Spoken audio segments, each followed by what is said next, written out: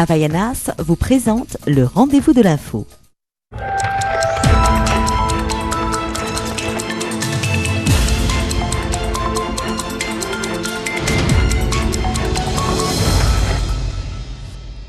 Bonsoir à tous, bienvenue dans le rendez-vous de l'info. Ce soir, 3 invités. Le premier, avec tout le buzz qu'il y a autour du carnaval, c'est Samuel Marie-Angélique, membre fondateur de l'Union.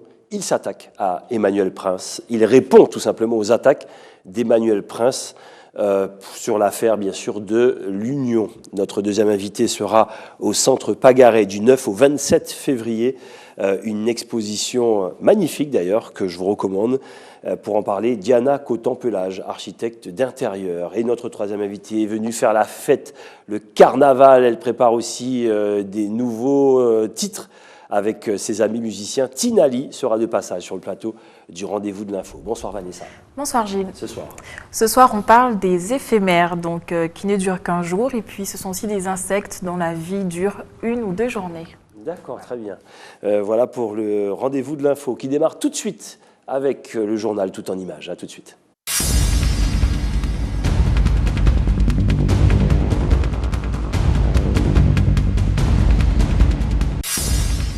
Ce matin, les 16 Irakiens présents sur le sol guyanais depuis le 25 janvier ont terminé leur dépôt de documents pour une demande d'asile. Issus du groupe ethnique kurde yézidi persécuté en Irak, ils risquent la mort dans leur pays contrôlé en grande partie par l'État islamique. Ces hommes et ces femmes vont donc bénéficier d'une procédure de demande d'asile accélérée. J'ai été, lorsqu'ils ont déposé leur demande d'asile, j'ai été en relation avec le secrétaire général de l'OFPRA à Paris, qui m'a fait part de son souhait d'examiner leur demande d'asile en urgence, donc en procédure prioritaire.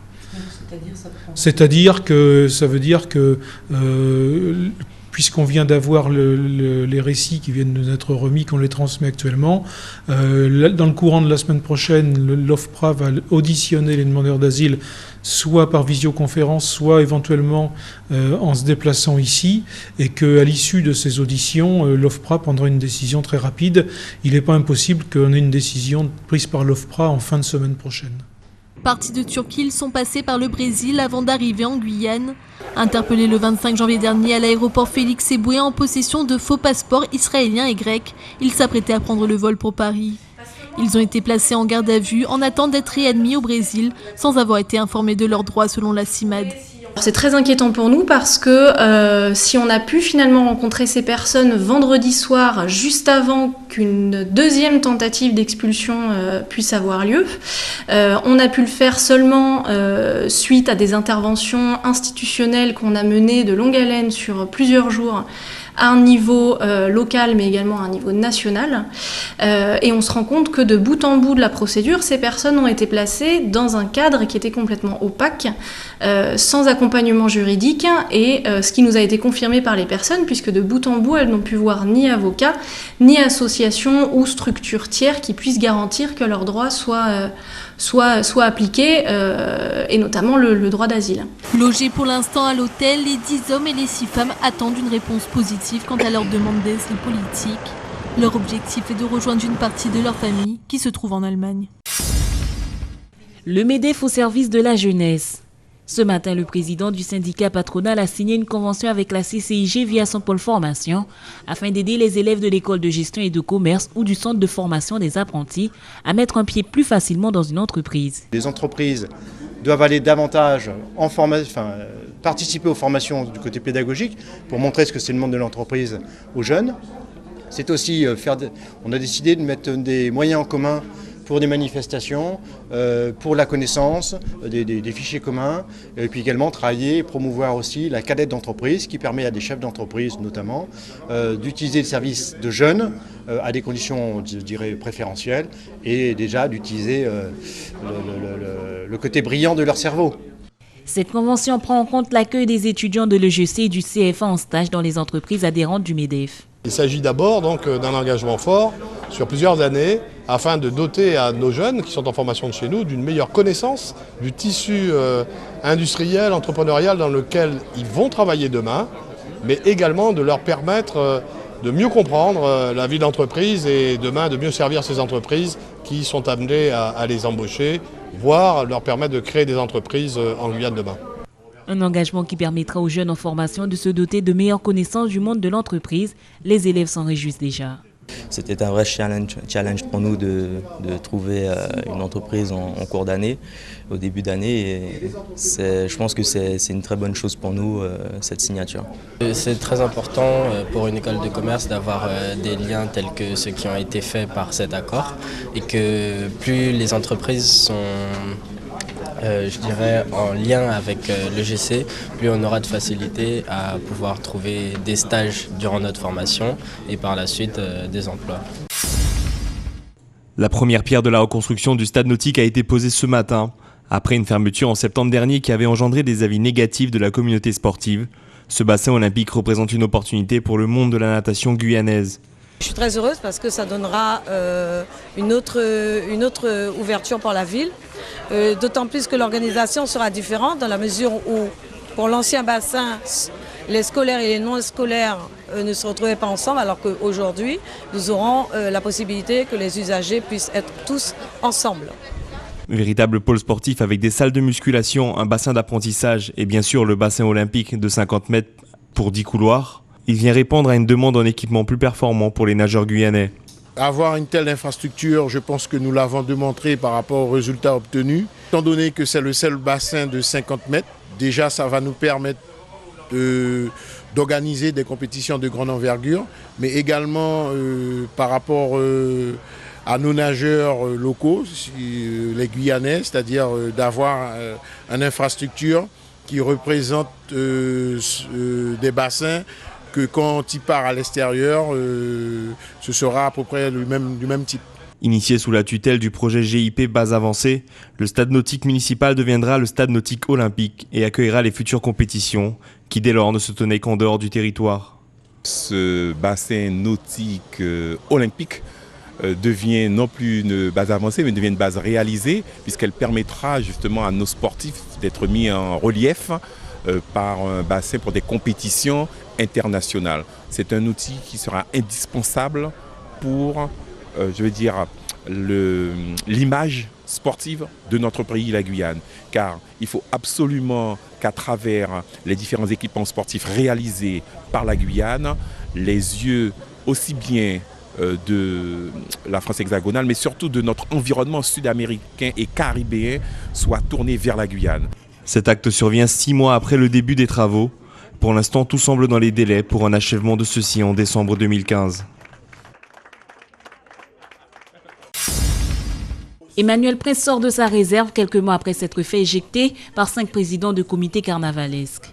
Le président de l'Union régionale des festivals et carnavals de Guyane parle d'une affaire de personnes, alors que les comités l'ont attaqué sur sa gestion de l'Union régionale. Il y a beaucoup de choses que nous avons gardées pour ne pas, prendre notre carnaval en otage. Mais il s'en est passé beaucoup de choses dans les coulisses.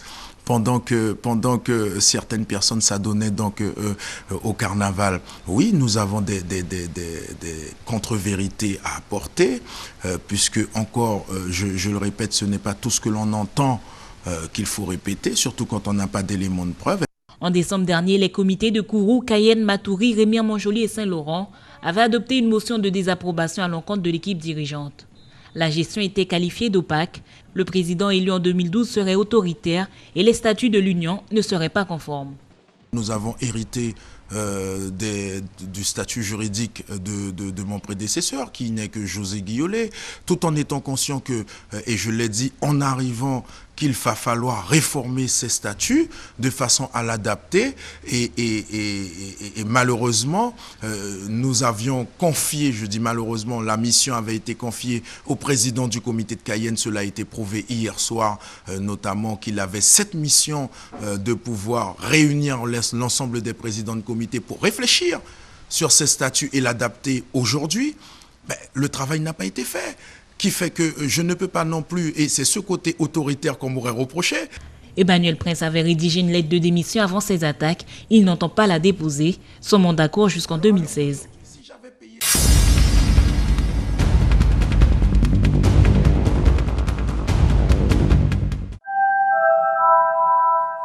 De retour retour sur le plateau du rendez-vous de l'info avec nos 3 invités. Je vous rappelle donc Diana Cotan-Pelage, architecte d'intérieur, avec nous sur le plateau. Elle expose du 9 au 27 février au centre Pagaré. Tinali est avec nous également.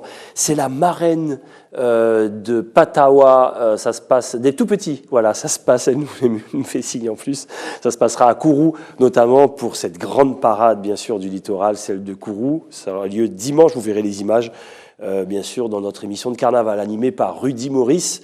Ça sera Vaval Show. Et puis Samuel Marie-Angélique qui répond aux attaques de Manuel Prince. On parle de carnaval, les coulisses du carnaval. C'est le rendez-vous de ce soir. Et puis Vanessa, ce soir. On parlera des éphémères, j'en dis pas plus, on verra ça tout à l'heure. D'accord, très bien. Allez, première invitée, Diana Cotan-Pelage. Bonsoir, comment allez-vous? Bonsoir, très bien, merci. Et vous-même? Ça va, ça va. Lorsqu'on voit un plat bien présenté, on a tout de suite envie de le manger. Architecte d'intérieur, c'est ça, attirer l'œil et donner envie d'y aller? En général, c'est exactement l'image que j'ai, c'est-à-dire que lorsqu'on a un plat sur une jolie assiette, peut-être en porcelaine, et qu'on a le même plat tout aussi succulent, mais sur un couvercle de poubelle, voilà, l'attirance n'est pas la même, l'envie n'est pas la même, et c'est un petit peu le but de l'architecture intérieure. Oui. Couvercle de poubelle, est-ce que Vanessa, vous serez allée sur le plat couvercle de poubelle, non? Faut voir. Ça dépend qui le fait, si c'est Joël Robuchon ou pas. Il y a du bois dans tous vos projets, ce n'est pas par hasard. Assez souvent, oui, en effet. Le but, c'est ça, c'est que mes attaches, c'est la Guyane, et chez nous, on a cette grande richesse, c'est le bois. Donc autant l'utiliser au maximum dans des projets d'intérieur qui donneraient envie, et c'est un petit peu le but, c'est ça. Voilà, on voit quelques photos, on va parler de l'expo d'ici quelques instants. Allez, on fait une petite marche arrière. Vous êtes parti faire vos études d'architecte intérieur, et on va tordre le cou à quelques clichés. Architecte d'intérieur, ce n'est pas décorateur d'intérieur. Dites-nous la différence. C'est exactement le but de l'exposition. Le but, c'est vraiment de distinguer deux milieux, deux mondes, toujours sous la même étiquette. Tout simplement parce que derrière de l'architecture intérieure, il y a de la technique. Il faut maîtriser un petit peu cette technique. Et encore une fois, je ne critique pas le travail de décorateur, mais c'est un autre monde. C'est-à-dire que certains sont spécialisés dans tout ce qui est tissu. L'architecte d'intérieur, lui, vient en amont, répertorier un petit peu le bâtiment et ensuite apporter une touche où on pourrait faire éventuellement appel à un décorateur. Alors, un architecte d'intérieur, ce n'est pas non plus un architecte? Dites-nous. Non, ce n'est pas non plus un architecte. On est assez limité à ce niveau-là. On est limité par des lois d'emprise au sol, ce qui fait qu'en effet, au niveau des murs que l'on monte, on a une surface à limiter, qui est de 170 mètres carrés d'emprise au sol. Voilà, on voit de très très beaux projets. En tout cas, ça donne envie tout de suite. Vanessa. Quel public visez-vous avec cette exposition? Le but est de sensibiliser les jeunes qui ont éventuellement envie de se lancer dans ce type d'études, donc de se lancer éventuellement ou pas, et à se dire je vais y aller parce que moi je sais pas ce qu'on va y faire, je sais pas ce que ça coûte, je sais pas ce qu'engendre ce type d'études, et c'est le but d'attirer les jeunes au maximum, et puis pourquoi pas les professionnels qui justement auraient des projets et ne savent pas ce qu'on pourrait faire, à qui faire appel. C'est destiné aux curieux en tous les cas. Alors justement, combien d'années d'études, ça se passe où, comment? Est-ce qu'il y a des écoles partout? Dites-nous. Les écoles partout, je pourrais pas trop vous répondre, c'est un peu moins mon domaine. Oui. Par contre, moi j'ai fait en effet mes études sur Paris. Oui. C'est un cursus de 5 ans, donc c'est un master. Et on est considéré comme technicien, comme designer industriel. D'accord, designer industriel. Exactement. Donc, à savoir que dans ce milieu, on a aussi des designers de produits, donc qui par exemple vont toucher tout ce qu'on voit, les packaging, les chaussures. Ouais. Ça, c'est important aussi. Ouais, c'est large, ça donne envie. Le but, c'est de donner envie, d'attirer le client à utiliser ou acheter tel ou tel produit. C'est ça le but. Le salon de l'automobile, par exemple, il y a des architectes d'intérieur derrière tout ça. Le salon de tous les salons, de façon générale, font assez souvent appel à des architectes d'intérieur, de par l'éclairage, la mise en valeur du produit, tout ça c'est important. Et le but, c'est encore une fois d'attirer le client qui va passer. Vous allez jusqu'à faire la vitrine de grands magasins sur les Champs-Élysées, par exemple? Dans l'idée, certains... Pour ne pas citer le grand vendeur de sacs. Allez-y. Non, le but est justement de pouvoir d'être assez vaste dans les champs. Donc, on peut faire de la scénographie, on peut se diriger vers du merchandising, donc de la mise en valeur du produit. On peut se diriger vers, qu'est-ce que je peux vous dire, le particulier. Oui. Et tout ça, ça fait partie de l'architecture intérieure. D'accord, très bien. Allez, Vanessa. Et en Guyane, avez-vous des projets avec des commerçants, par En exemple? Guyane, pour l'instant, on a, je ne veux pas trop m'étendre parce que ce sont des projets qui sont en cours, mais il y a en effet 2 projets qui sont assez concrets, exactement, et qui seront exposés lors de l'exposition et que j'invite à venir voir. Voilà, on n'en dit pas plus pour les projets, mais je salue Anne-Laure quand même, comme ça les gens vont se reconnaître. L'expo, je rappelle, du 9 au 27 février, vous rencontrez votre public le 9, c'est ça?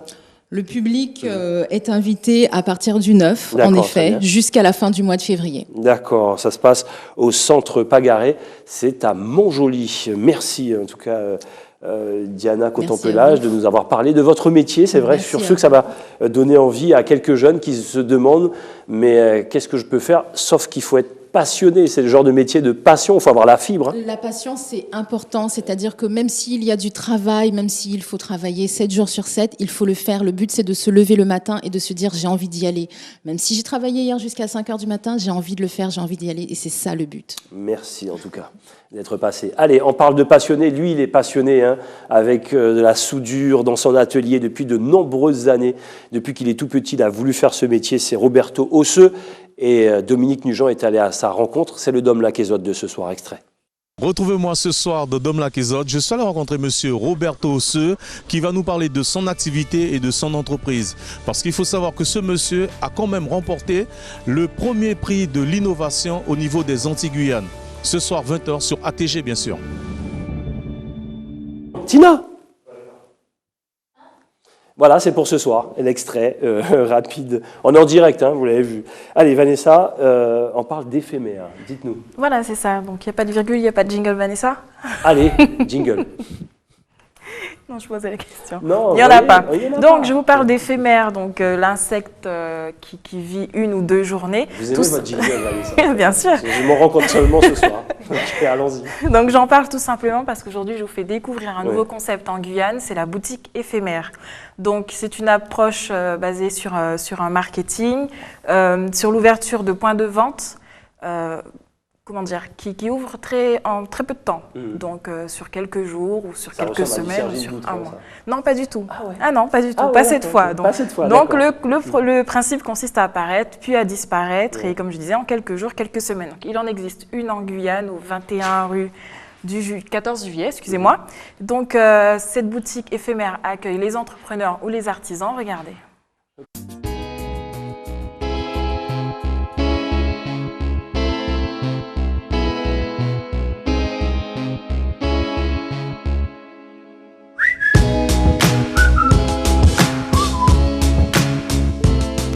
Bonjour, donc, je suis Laure, auto-entrepreneur en Guyane et j'ai créé un nouveau concept qui s'appelle la boutique éphémère depuis décembre. Donc, d'où vient l'origine de la boutique éphémère? Ça a émergé aux environs des années 2000 aux États-Unis. En Europe, ça arrive dans les années 2010 à peu près. Et c'est surtout les grandes marques qui s'emparent de ce phénomène et qui, par le même principe, le même procédé, arrivent dans un lieu avec une stratégie marketing forte en couleurs, forte en musique, en son, pour créer la différence des boutiques standards. Donc aujourd'hui, qu'est-ce que serait une boutique éphémère? Ce serait en fait c'est un lieu de rencontre, d'échange avec des auto-entrepreneurs, des artisans qui exposent. Donc voilà ce que j'ai voulu en fait faire en Guyane. Donc bien sûr, c'est de courte durée.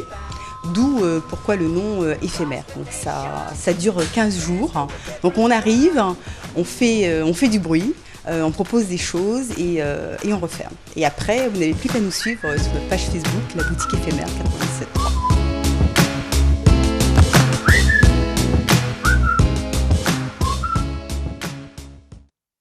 Très bien. Alors, pourquoi des boutiques éphémères? Tout simplement parce que c'est tendance. Depuis plusieurs années déjà en métropole, ça arrive tout juste en Guyane. Et puis, c'est un bon moyen de communiquer. Et puis, c'est un outil commercial efficace. Donc, si vous souhaitez exposer ou faire le buzz, hein, comme vous dites, vous pensez à la boutique éphémère. En ce moment, il y a des bijoux en perles de Tahiti et des accessoires de mode en coton bio et disponible jusqu'au 14 février. Si vous voulez plus de renseignements, la page Facebook, la boutique éphémère 973. Voilà, on salue bien sûr sa propriétaire, très expérimentée dans ce domaine. Voilà. Jingle Vanessa. Jingle Vanessa, si vous voyez bien. Merci Jordan, c'est lui qui m'a demandé de le faire. Allez, sans plus tarder, il y a un jingle, allez, on est en direct, jingle Tina. C'est beau le direct, c'est magnifique. Tina, bonsoir. Tina Lee. Bonsoir. Comment ça va? Bah, ça va très bien. Magnifique en princesse comme ça, franchement. Donc Miss... Marraine. Ah, marraine, oui, pas Miss. Marraine Patawa 2015. Oui. Et oui, habituellement, Tina, quand elle vient sur les plateaux télé, c'est pour vendre des albums ou pour être dans des manifestations, des concerts et autres. Mais là, cette fois, c'est pour les tout petits. Ça se passe à Kourou. Alors, marraine de Patawa 2015, ça représente quoi? Ben, en fait, j'ai été contactée par l'association Patawa, Andressa Duvigneau, pour être la marraine du carnaval des enfants pour cette grande parade qui aura lieu ce dimanche. Et donc voilà, on fait appel à tous les enfants pour venir se déguiser avec nous en princesse. Il y aura Ken, Barbie, Mickey, il y aura des mascottes. Enfin, ça sera vraiment quelque chose de grandiose. D'accord. Puisqu'en plus, ce sera le dernier carnaval de Patawa. Ah. Ouais. D'accord, ouais. Donc franchement, à fond, quoi. À fond. Et franchement, et pourquoi toi, la marraine? Parce que tu es une jolie femme? Parce que, je sais pas. Alors, je pense qu'il faut plutôt poser la question à Andressa. Non, elle te l'a pas dit?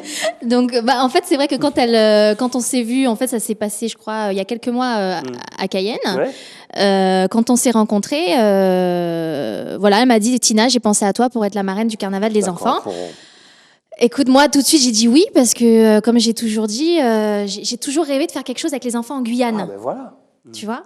Et c'est vrai que déjà, bon, avec Andressa, l'association Patawa, j'avais déjà eu un premier contact, c'était, je crois, en 2012, lors d'une émission télé. Il y avait Denis Duvigneau. Et en fait, il m'avait pris comme ça, en disant, bon, bah, chiche, Tina, donc tu viens avec nous défiler sur notre char. Et c'est comme ça que c'est parti, en fait. Quand tu dis que j'ai défilé dans une émission avec un sourire, c'était la mienne, non? Ouais. Ah d'accord, ok, très bien. Vous voyez qu'on fait des rencontres dans nos émissions. C'était pas ici, c'était ailleurs. Voilà. Ok, très bien. Donc oui, vous avez déjà défilé avec Patawa, et puis pourquoi avoir accepté encore une fois? Oh bah tout simplement parce que... Parce qu'elle aime faire la fête. Mais complètement. En plus, c'est vrai que bon, j'ai pas souvent l'occasion, comme maintenant je suis en France, quoi, métropole. Donc du coup, là, venir pour le carnaval en Guyane, faire mon carnaval, et en plus donner un peu de bonheur aux enfants, parce que du coup, on va être tous ensemble, on va danser, on va défiler pour toute la parade, quoi. Donc ça va être vraiment sympa. En plus, on passe toute la journée ensemble. Enfin, moi, j'ai tout de suite dit oui, quoi. J'ai pas réfléchi, c'était évident.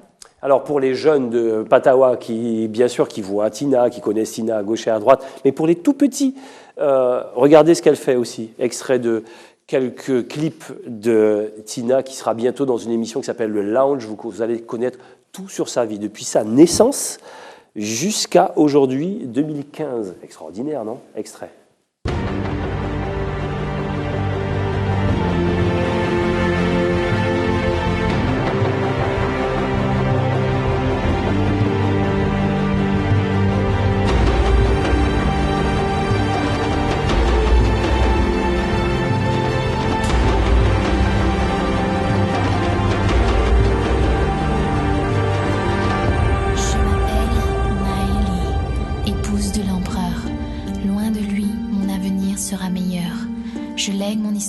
À ma descendance. Oui, vous allez tout voir dans le lounge, bien sûr. Allez, une question, Vanessa. Quel genre de princesse? Ah. Quel genre de princesse? Oui, princesse Disney, allez. Ah, Bois dormant. D'accord, ok. Cendrillon. Non. Comment elle s'appelle? Moi, je suis Mulan. Maghela, c'est Mulan, non? Oui, tu vois, la princesse très... Pas Maghela? C'est qui Maghela? Non, c'est des bandes dessinées mais pour une autre catégorie de personnes. Voyons. Non, mais tu vois. Non, mais je croyais que tu connaissais. Oui, mais je suis à la télé quand même. D'accord. Ok, très bien. Non, oui, plutôt Mulan, c'est le côté guerrier, tu vois, voilà. D'accord, très bien. Donc, ton arrivée grâce à beaucoup de gens. Hein. Oui, en tout cas, je voulais remercier parce que c'est vrai que pour organiser ce grand carnaval avec Patawa, déjà, je remercie l'association Patawa. Ouais. Et puis aussi, je remercie surtout Guyane Ocase et Royal Amazonia parce que c'est surtout grâce à eux aussi si je suis là ce soir. D'accord, donc, voilà. très bien. Merci Tina. Et merci rendez-vous dimanche à la grande parade. Les caméras d'ATG seront en direct avec Vaval Show et Rudy. Extrait du clip. À dimanche. À dimanche. Ciao. Qui ferait de toi un homme, pas un amant? J'ai si longtemps refoulé ma peine qu'aujourd'hui le cœur léger, je m'en vais. Pas sans vous, vie en moins plus belle sans vous. Rien pas pareil sans vous. Moi jouer des soleils sans vous. L'équipe de Tina, magnifique, signé Nathalie Carolo. Voilà. On salue au passage si elle nous regarde sur Internet. Notre troisième invité, il est là, c'est Samuel Marie-Angélique. Bonsoir. Bonsoir Gilles, bonsoir. Membre fondateur de l'Union. C'est à ce titre que vous êtes là sur le plateau du Rendez-vous de l'Info. Avant de vous poser la moindre question, on regarde un extrait de Manuel Prince qui était venu ici même sur le plateau pour accuser et il a ensuite fait sa conférence de presse et vous pourrez répondre juste après. Extrait. Que là encore, je redis, le 22 octobre 2012, nous avons été, en tout cas j'ai été élu avec un programme d'action au nombre de 27 points à établir. Ce sont ceux-là même, je dirais, qui ont voté pour ce programme, ce plan Marshall pour le carnaval de la Guyane. Et ce sont ceux-là aujourd'hui qui sont devenus amnésiques et qui se disent que bon ben voilà, ils ne veulent plus continuer. Moi, j'ai bien fait comprendre, je ne m'attache pas à cela.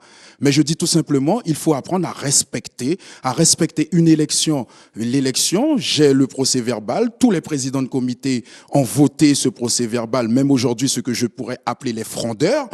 Ben aujourd'hui, il y a deux possibilités, et je l'ai dit même depuis Paris, c'est soit on me laisse terminer le mandat pour lequel j'ai été élu avec une équipe, ou alors, ce n'est pas compliqué, ben oui, on refait une assemblée générale extraordinaire qui est prévue par la loi 1901, oui, une assemblée générale extraordinaire, mais on ne sélectionne pas non plus quelques comités par rapport à d'autres, puisque c'est sélectif aujourd'hui.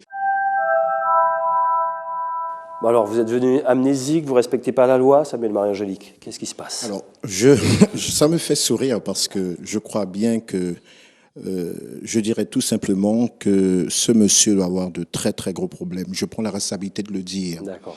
Qu'il nous traite d'amnésique, mais je crois plutôt que lui, il est dans l'absolutisme total. Et c'est malheureusement dommage, parce que là, on va plus parler, on m'a souvent dit qu'il faudrait faire attention à ne pas, de Guyanais à Guyano, éviter à ce que les choses débordent. Mais je crois qu'à un moment donné, il faut oublier ça. C'est comme si dirait que là, si demain j'avais une fille, parce que c'est un ami qui a fait des attouchements, je ne devrais pas le dire, parce que c'est un ami, c'est un Guyanais. Non, on dit stop. Et là, aujourd'hui, ce soir, c'est venu pour dire stop à cette mascarade. Nous sommes bien en période de carnaval. Parce qu'il vous a accusé directement? Oh, pas directement, il m'a accusé. Mon nom a été cité sur le quotidien France-Guyane, oui, comme frondeur. Là, je vais montrer que moi, quand je suis frondeur, j'ai des éléments en main, et je ne suis pas un frondeur. On m'a saisi avec un rapport pour voir quel était le fonctionnement de l'Union en 2013.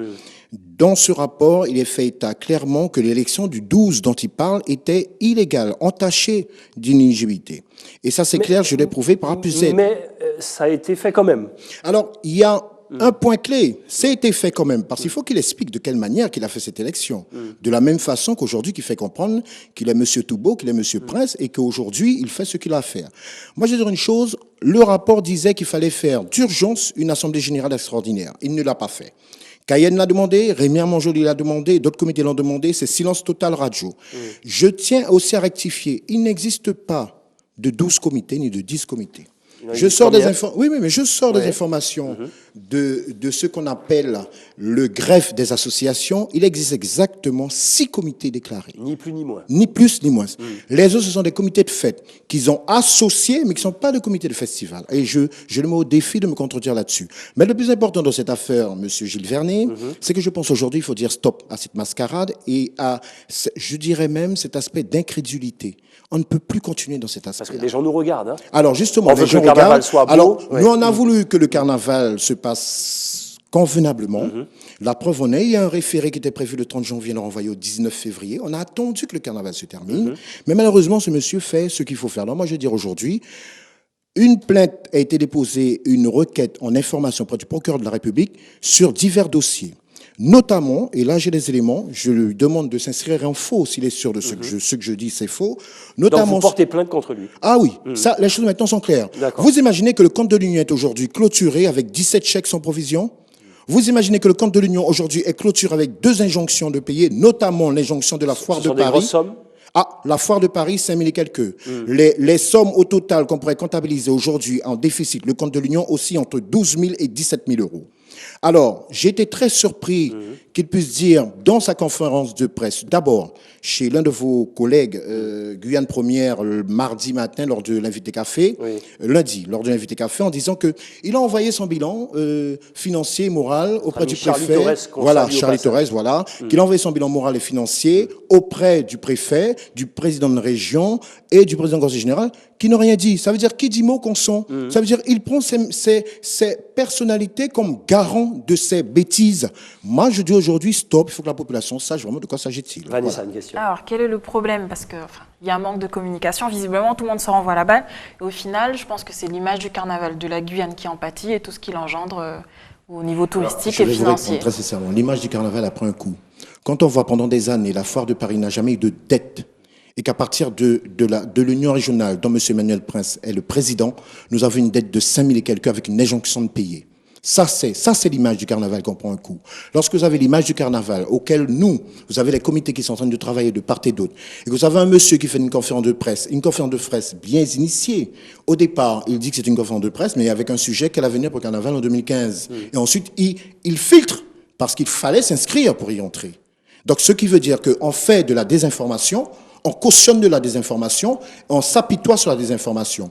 Moi, je veux dire une chose qui est très simple. Alors, votre plainte, c'est sur quelle précision, dites-nous? Alors, en ce qui concerne les finances... Il nous reste 2 minutes. Voilà, en ce qui concerne les finances de l'Union, notamment une injonction que M. Joël Kuita a induite à l'encontre de l'Union, à hauteur de 6 000 et quelques, je le dis très clairement ce qui en est. Vous avez la fermeture des comptes de l'Union. Nous voulons savoir les écritures comptables de l'Union. J'aimerais revenir sur un point très intéressant. Il vous reste 1 minute pour ça. Oui, en 2013...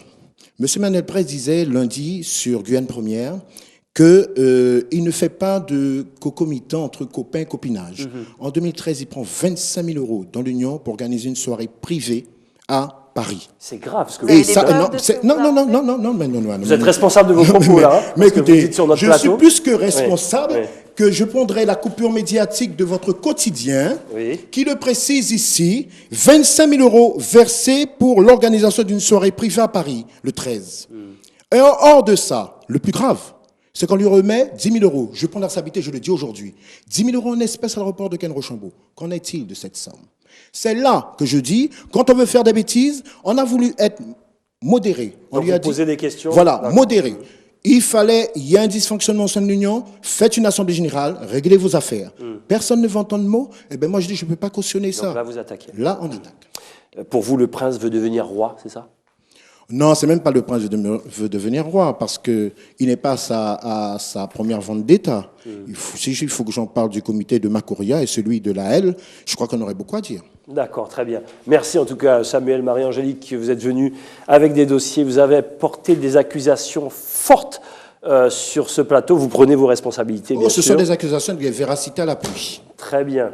Voilà, c'est comme ça qu'on se dit au revoir. C'était important pour nous de faire le point. Le carnaval, c'est tellement important. On a fait un débat en début de semaine sur l'avenir touristique de ce carnaval.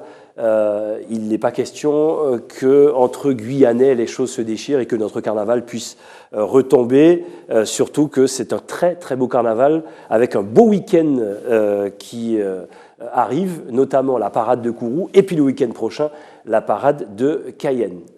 Vanessa, vous avez encore envie de dire? Non. D'accord, très bien. C'est très explicite. Très bien, rendez-vous demain. Demain, édition spéciale autour de la violence. 4 jeunes sur ce plateau du rendez-vous de l'info. Ils vont nous dire pourquoi il y a autant de violence et ils vont nous donner quelques solutions également. Quelques lycéens seront sur le plateau du rendez-vous de l'info. Ça sera très intéressant d'écouter les jeunes sur cette violence et ils ont sûrement des solutions à nous proposer. Samuel Morangélique, merci d'être passé sur le plateau du rendez-vous de l'info. On salue Tina Lee également qui sera la princesse des tout-petits avec Patawa à Kourou. Et puis à suivre cette exposition de Nadia Coton-Pelage, je rappelle, 9... Diana, pourquoi j'ai dit Diana? Merci. Diana Coton-Pelage, du 9 au 27 février, ça se passe au centre Pagaré. Voilà, oui, c'est bien le bon prénom. Bonne soirée, à demain.